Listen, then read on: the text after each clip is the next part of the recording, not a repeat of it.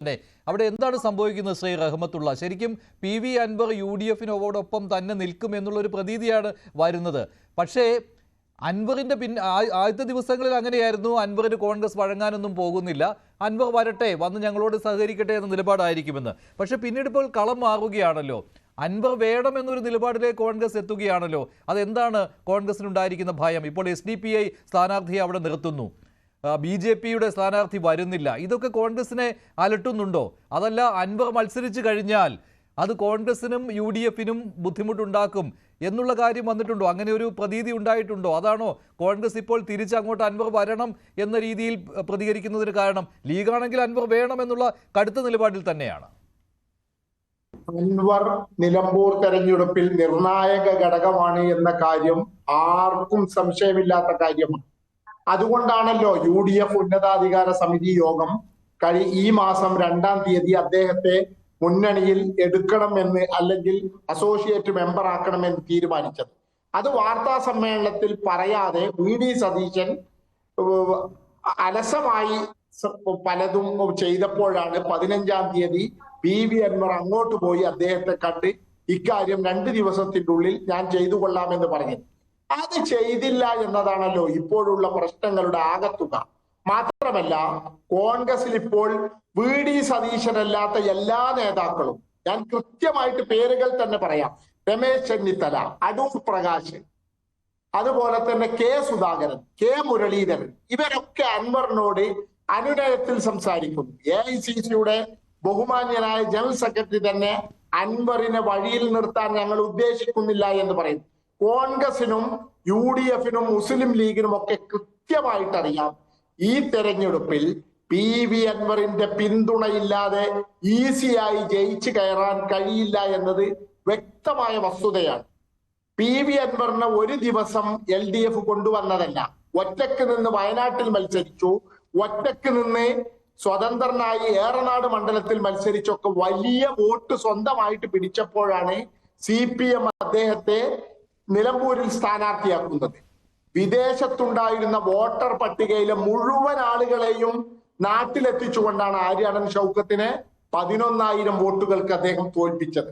2-ാം തെരഞ്ഞെടുപ്പിൽ അദ്ദേഹം തെരഞ്ഞെടുപ്പിന് 1 മാസം മുമ്പ് മാത്രമാണ് ആഫ്രിക്കയിൽ നിന്ന് വന്നത്. എന്നിട്ടും അദ്ദേഹം 2,700 വോട്ടിന് ജയിച്ചു.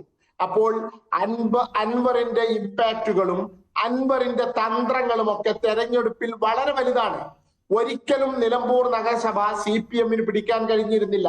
അൻവർ മുന്നിൽ നിന്നപ്പോഴാണ് സാധിച്ചത്. മാത്രമല്ല, നിലമ്പൂർ മണ്ഡലത്തിലെ പഞ്ചായത്തുകളിൽ ഭൂരിപക്ഷവും ഇടതുപക്ഷത്തിന് മുമ്പ് പിടിച്ചെടുക്കാൻ കഴിഞ്ഞിട്ടില്ല. ശരി, അല്ല റഹ്മത്തുള്ള, അങ്ങനെയാണെങ്കിൽ ഇപ്പോൾ എന്തിനാണ് ഈ കോൺഗ്രസ് നേരത്തെ തന്നെ സ്ഥാനാർത്ഥിയെ തീരുമാനിക്കുകയും പ്രചാരണത്തിന് തുടക്കം കുറിക്കുകയും ചെയ്തതാണ്? അപ്പോൾ ഈ അൻവറിന്റെ പ്രശ്നം ഇത്രയും വലിച്ചു നീട്ടിക്കൊണ്ട് പോകുന്നത് എന്തിനാണ് UDF? അത് ആരുടെ പ്രശ്നമാണ്? ഇപ്പോൾ സതീശനാണോ ഇതിൽ അൻവർ വേണ്ട എന്ന രീതിയിലുള്ള ഒരു ഉടക്ക് വെക്കുന്നത്? അങ്ങനെയും കരുതാൻ പറ്റില്ലല്ലോ. സതീശന്റെ വാക്കുകളും അങ്ങനെയൊന്നുമല്ല. സതീശൻ പറഞ്ഞ് കൃത്യമല്ലേ, അൻവർ ഞങ്ങളുമായി സഹകരിക്കട്ടെ എന്നല്ലേ. അതല്ലാതെ ആര്യാടൻ ഷൗക്കത്തിനെ ഞാൻ അംഗീകരിക്കില്ല എന്ന് പറഞ്ഞുകൊണ്ട് നിലപാടെടുത്തു കഴിഞ്ഞാൽ എങ്ങനെയാണ് അങ്ങനെ ഒരാളെ സഹകരിപ്പിക്കുക? അൻവറിനെ പാർട്ടി നേതൃത്വം കൊടുത്ത അല്ലെങ്കിൽ UDF നേതൃത്വം കൊടുത്ത വാക്കുകൾ പാലിക്കാൻ പ്രതിപക്ഷ നേതാവിനും UDFിനും വ്യക്തമായ ബാധ്യതയുണ്ട്.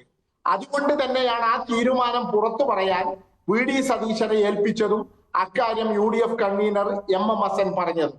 ആ വാക്ക് പാലിക്കാതെ എന്തിനാണ് VD സതീശൻ അലസതയുമായി നടന്നത് എന്ന ചോദ്യം ഇവിടെ നമ്മൾ ഉയർത്തണം.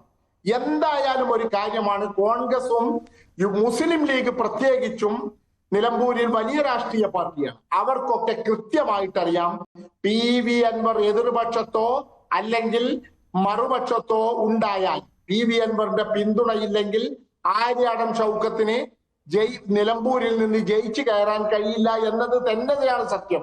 അതുകൊണ്ട് തന്നെയാണ് ഇത്രയൊക്കെ പ്രകോപിപ്പിച്ചിട്ടും കോൺഗ്രസ് നേതൃത്വം അൻവറിന്റെ പിന്നാലെ നടക്കുന്നത് എന്നതാണ് സത്യം. പക്ഷെ അൻവർ കാല് പിടിക്കുകയാണ്. അതുകൊണ്ട് അൻവർ കാല് പിടിക്കുന്ന കാഴ്ചയും ഇന്ന് കണ്ടു. അൻവർ തന്നെ പറയുകയാണ്, ഞാൻ കാല് പിടിച്ചു UDFിന്റേതെന്ന്. അൻവറിന്റെ ആ വാക്കുകൾ കേൾക്കാം. ഇന്നത്തെ വാർത്താ സമ്മേളനത്തിൽ അൻവർ പറഞ്ഞത്. ഒരു സഹകരണ മുന്നണിയാക്കാന്ന് പറഞ്ഞു, അതിന് സമ്മതിച്ചു. സഹകരണ മുന്നണി അറിയാൻ നിങ്ങൾക്ക് അറിയാം. ബസ്സിലെ ആ സ്റ്റെപ്പിൽ കയറിയുന്ന ക്ലീനറെ കൂടെ നിന്ന് പോകണമെന്ന് മതി, പ്രശ്നമില്ല. ചെറിയ പാർട്ടിയല്ലേ.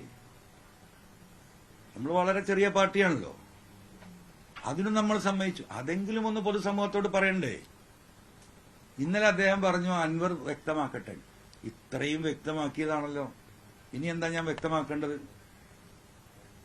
ഈ കഴിഞ്ഞ 3-4 മാസമായി ഒരു മനുഷ്യന്റെയും ഒരു പാർട്ടിയുടെയും എന്നെ വസ്ത്രാക്ഷേപം നടത്തിയിട്ട് എന്താ തെരുവിലേക്ക് വിട്ടിരിക്കുക അല്ലേ? ഇന്നലെ എന്താ ചെയ്തത്? വസ്ത്രാക്ഷേപം നടത്തി തെരുവിൽ വിട്ട് എന്റെ മുഖത്തേക്ക് ചളിവാരി എറിയണം. അത് കാണുന്നുണ്ടല്ലോ എല്ലാം. ഇന്നലെ അദ്ദേഹത്തിന്റെ തീരുമാനം എന്താ? എന്നെ ദയാവാദത്തിന് വിട്ടിരിക്കുകയാണ്. ദയാവാദം. എന്ത് തെറ്റാ ഞാൻ ചെയ്തത്? അപ്പൊ ഇപ്പോഴും ഞാൻ നയം വ്യക്തമാക്കിയിട്ടില്ല. മനസ്സിലായില്ലേ? കാല് പിടിക്കുമ്പോ മുഖത്ത് ചവിട്ടുക എന്ന് പറഞ്ഞില്ലേ? അപ്പൊ ഞാൻ ഈ കാല് പിടിക്കാനില്ല. ഞാൻ ഈ കാല് പിടിച്ചിരുന്ന കേരളത്തിലെ ജനങ്ങൾക്ക് വേണ്ടിയാ. എനിക്ക് ഒരു അധികാരം വേണ്ട. അങ്ങനെയൊക്കെ ഉണ്ടല്ലോ ഒരു തെറ്റിദ്ധാരണ. എന്താ പറയുക, ചില ആളുകളുടെ ധാരണ കത്രികപ്പൂട്ട് എന്ന് പറയും. നമ്മളെ പണ്ടത്തെ ആളുകൾ ഇങ്ങനെ കുടിക്കിയാൽ, ഇവിടെ പിണറായി ആണല്ലോ, അപ്പൊ ഇവിടുന്ന് ഒരു ഇതാണ് കത്രികപ്പൂട്ട്. ഈ കത്രികപ്പൂട്ടിൽ ഇട്ടിട്ട് ഇങ്ങനെ ആക്കിയാൽ ആരായാലും എന്തെങ്കിലും പറയല്ലോ, സഹായിക്കും. അത് പറയണോ? അങ്ങനെ വിചാരിക്കേണ്ടവര്. ശ്രീ വസന്ത് തെങ്ങുംപള്ളി,